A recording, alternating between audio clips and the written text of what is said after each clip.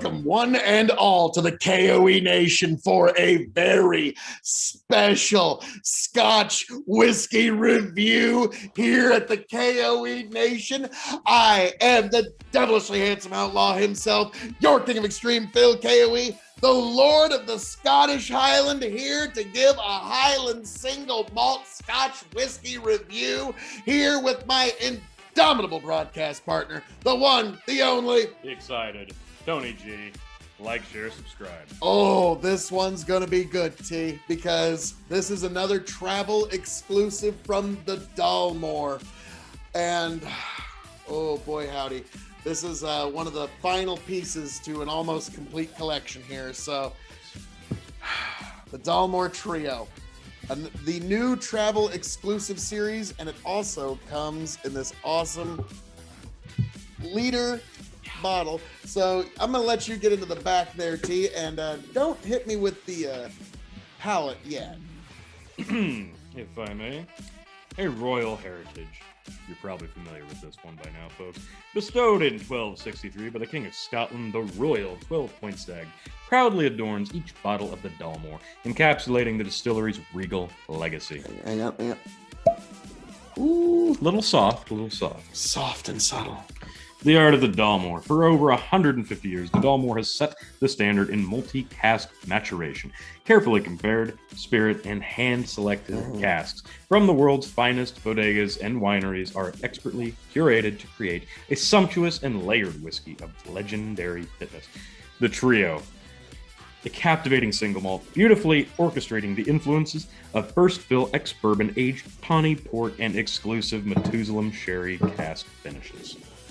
So this is bourbon, sherry, and port. Oh god, yeah, those are all things. That sounds like those. Yeah, so much.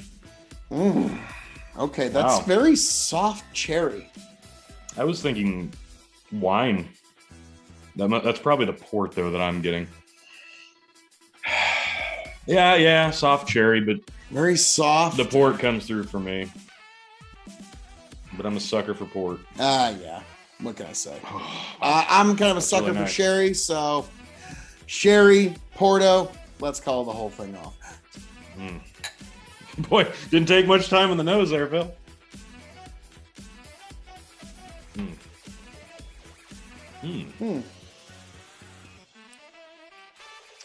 Oh, there it is. Oh, yeah. Coca powder. Yeah. There's the port.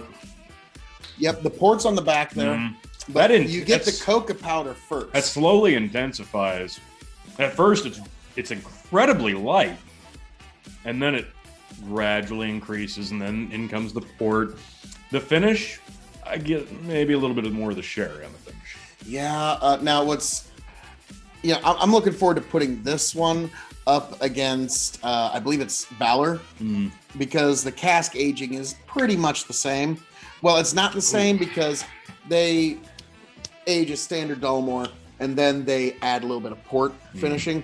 This is blended of 3 different whiskeys. Yeah. So that's more how you would want to arrive at getting the 3 of them together. And this one's the aroma, raspberry tart, Seville oranges, and Morello cherries dipped in caramel. On the palate, damson plums, manuka honey, and coffee latte. The finishing note is chewy licorice and vanilla.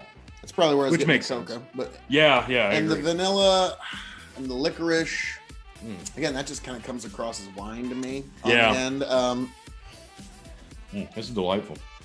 Oh, Lord almighty. Another great offering from the Dalmore. I mean, Richard Patterson, you done it again. Amazing stuff. Yeah.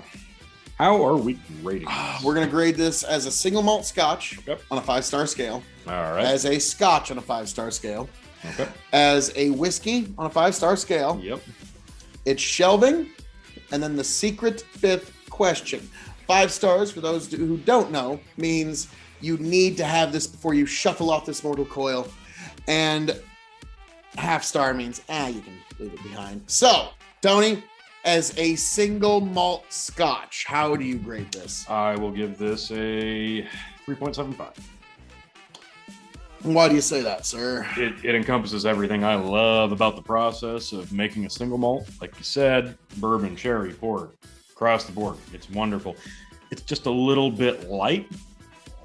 Now, again, I don't want to get hung up on proof or ABV, which this is. Let me check. I believe 46, if I'm not mistaken. Yeah, it's going to say on the top there. Oh, no, this is 40%. 40? Yeah, I was about to say it's light enough. It is a little bit lighter. Well, I think it's also because when you've got like the Dalmore 12-year, the Dalmore, like a lot of Dalmores are very powerful with their flavor. Intense. This one is very light, sippable, and approachable. And for that, I'm going to agree.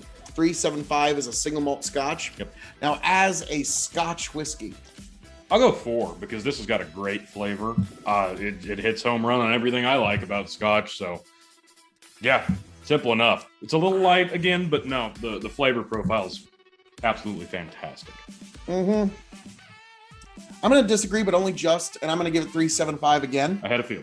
It's just right there for me. But again, it's, like you said, it's light. And when you think Dalmore, you think just a symphony of flavors. Right. And this one is a beginning trio.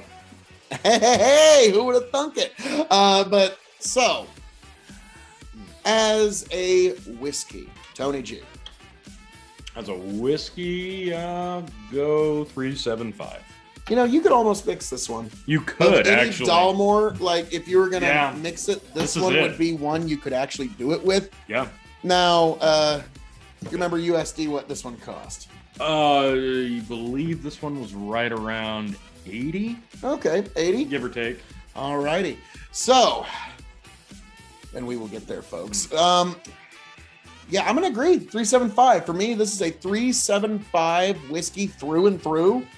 Doesn't really matter how you grade it. It's 375. It's way better than the median. It's just barely not quite 4-star, but it's amazing stuff. Yeah. Now, Shelvin. Oh, it's Dalmore. It's a top. I was about to say, I've got a couple of Dalmores that could sit next to on my top shelf. Sure, a couple. Yeah, just a few. Yeah. And that's right where it's going to go, on the Dalmore shelf. Dalmore and friends. Yes, Dalmore and friends. Dalmore and friends. So, yes, that just happened. In terms of, now, Tony, $80 USD for this whiskey. If you were to see this, would you pick this up? I'd be really, really tempted. Again, it's just a little bit light for my preferential in a Scotch, especially a Dalmore. I would definitely consider it, but it would depend on what was surrounding it. Now, we've had the quintet, and that was transcendent. So I'd probably be more inclined to grab that myself. But I was if just I only thinking saw the same this, thing. Like if this was sitting next to the quintet. Probably get the quintet. Yeah. And any good thinking first look. But yeah, this is excellent. I'm probably going to keep a bottle of this on hand so long as this is part of you could the introduce new people. travel. And this one is, like you said, it's a good light whiskey. You can mix it. You can do a lot of things with this. I am impressed with it, but like you said, quintet's just unto itself. Yeah. But so folks, Richard Patterson, you've done it again.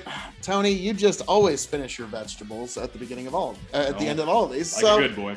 Folks, as I'm known to say around here, all that being said, thank you for joining us for our review of the Dalmore Trio here at K.O.E. Nation. Richard Patterson, Sir Patterson, thank you. You've done it again, you brilliant man, you. And folks, be sure to check out, there's a lot more Dalmore. There's a lot more, all kinds of crazy content coming here at the K.O.E. Nation on YouTube and Twitch. Be sure to stay right here, folks, and I will catch you on the flip side. Tony G, take it away. Another great one from the Dalmore. Thanks for stopping by, folks.